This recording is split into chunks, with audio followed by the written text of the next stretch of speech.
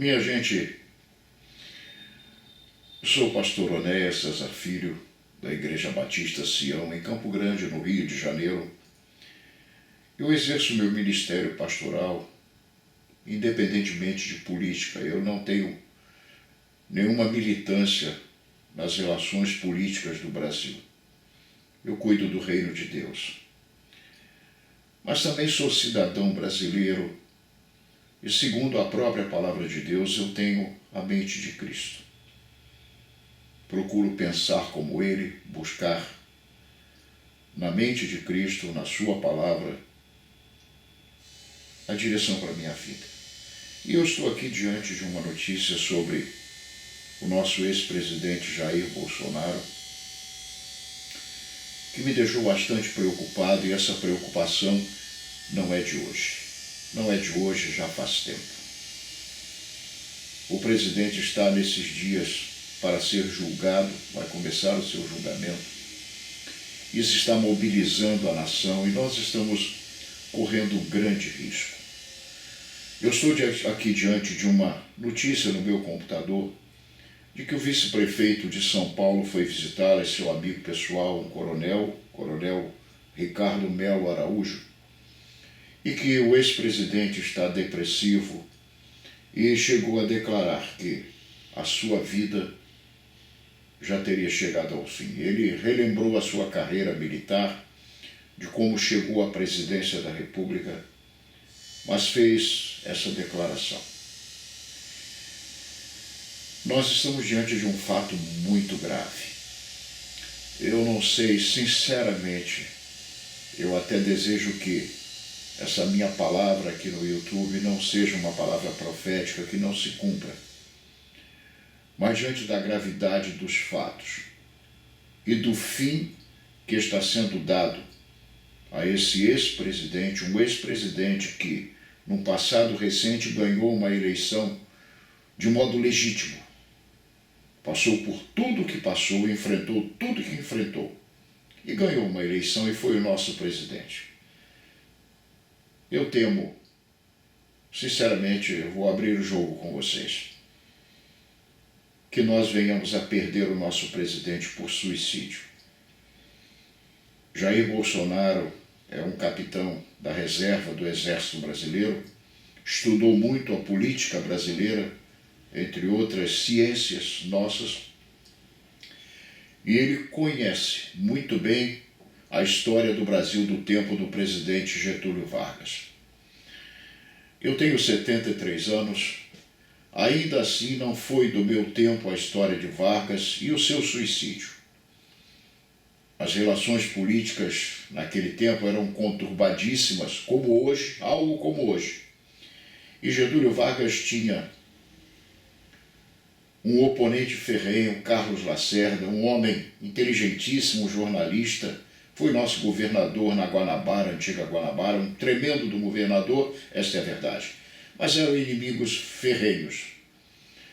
E houve um atentado na rua Toneiros, em Copacabana, um comício, um evento político que havia ali, e parece, a história mostra que a intenção naquele atentado com ele era matar, atingir Carlos Lacerda.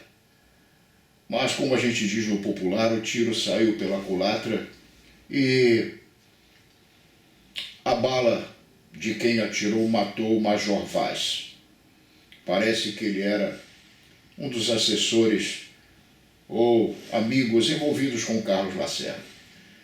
Aquilo gerou um escândalo muito grande e a investigação foi evoluindo, e parece que se ia chegar mesmo a Getúlio Vargas. E ele, percebendo isso, percebendo os frutos desse escândalo, um dia no palácio, me parece que o Palácio do Catete, Palácio da Presidência da República no Rio de Janeiro, entrou no seu quarto, colocou o seu revólver particular no peito, um travesseiro por cima, e deu um tiro no peito e se suicidou. Getúlio Vargas deixou uma carta-testamento à nação.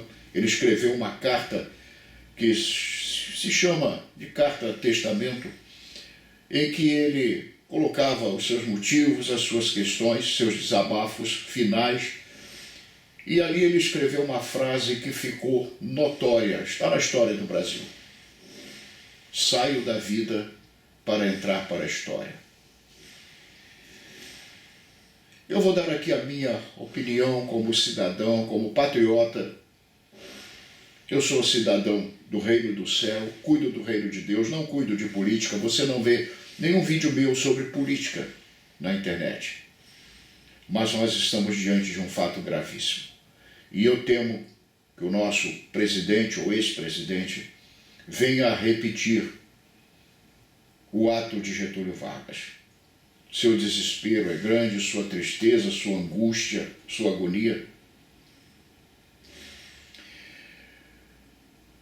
E se isto vier a acontecer, nós não sabemos o que será da nossa nação, e na nossa nação as coisas que poderão acontecer, poderão advir desse ato do nosso presidente.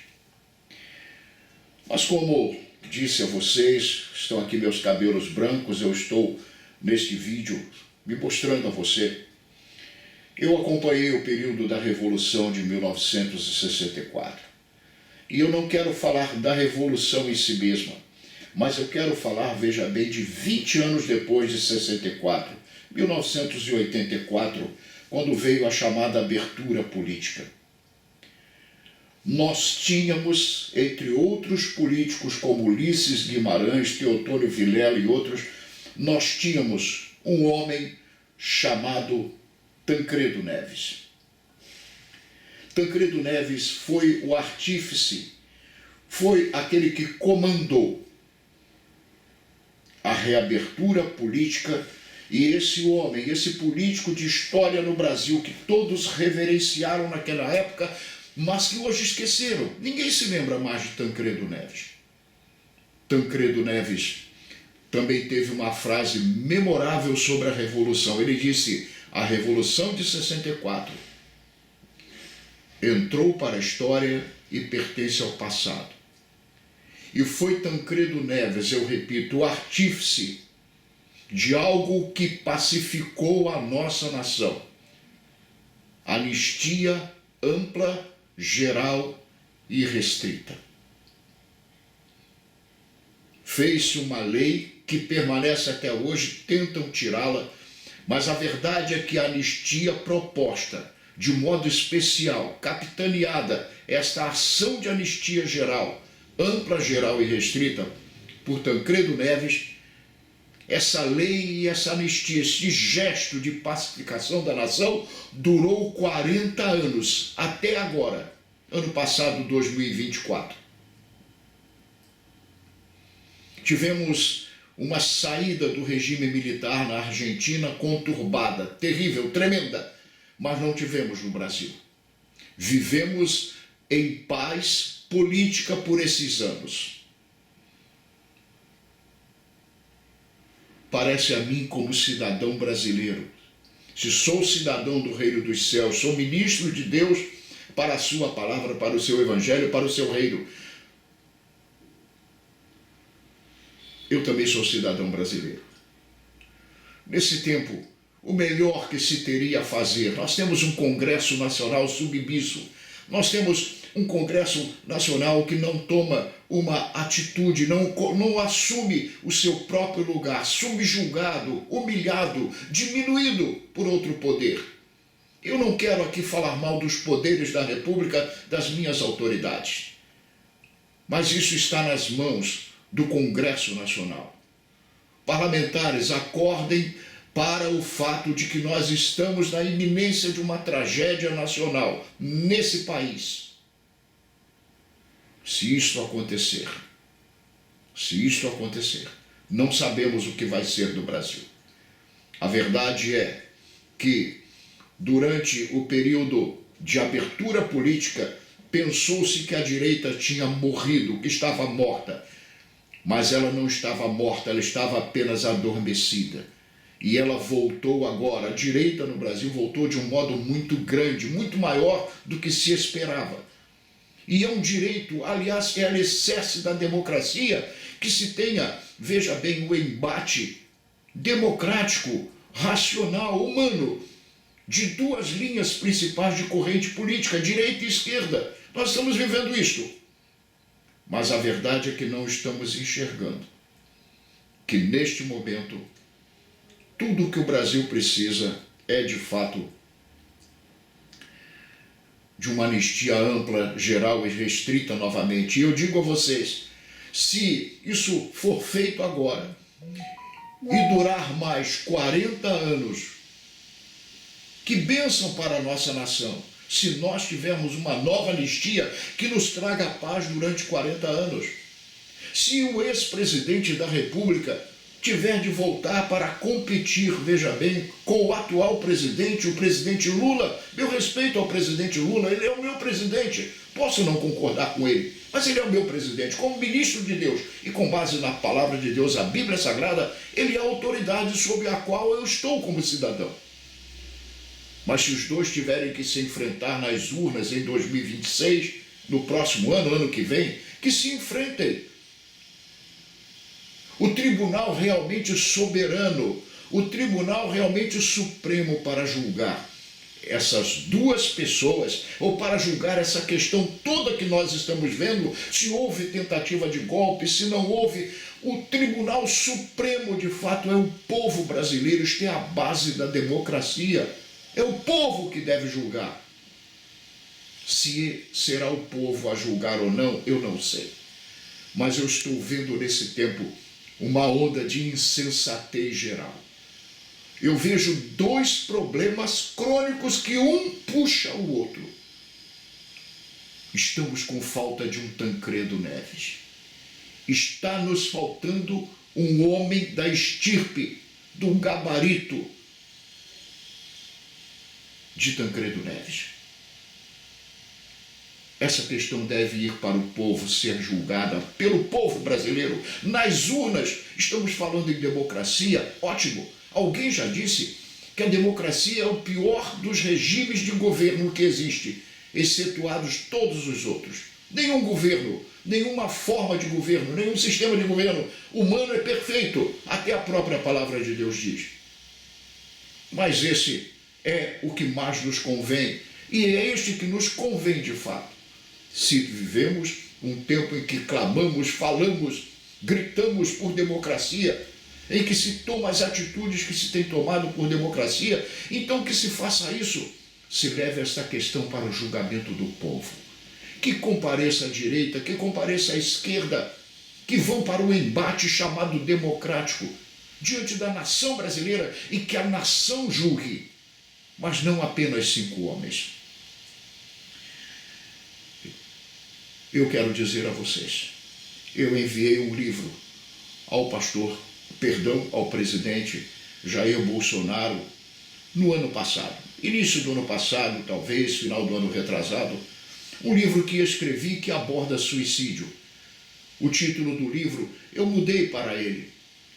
O meu livro originalmente se chama O que fazer quando a vida quer renunciar. Mas eu tenho uma gráfica aqui, nós temos uma gráfica no nosso ministério, eu fiz uma capa nova, encadernei um novo livro, o mesmo miolo, o mesmo conteúdo, mas com um título diferente, O Voo das Águias.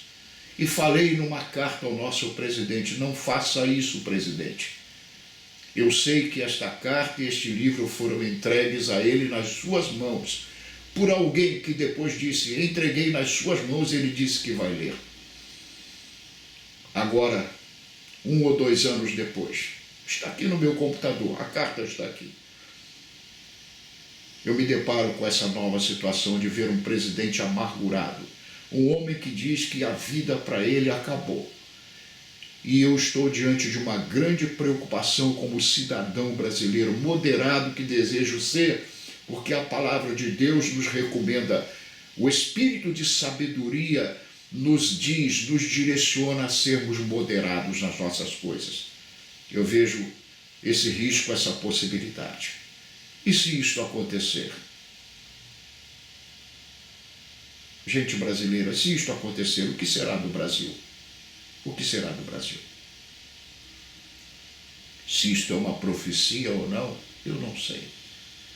Estou lutando hoje pela manhã, nesta sexta-feira, dia 29 de agosto, para fazer ou não esse vídeo, mas decidi fazer.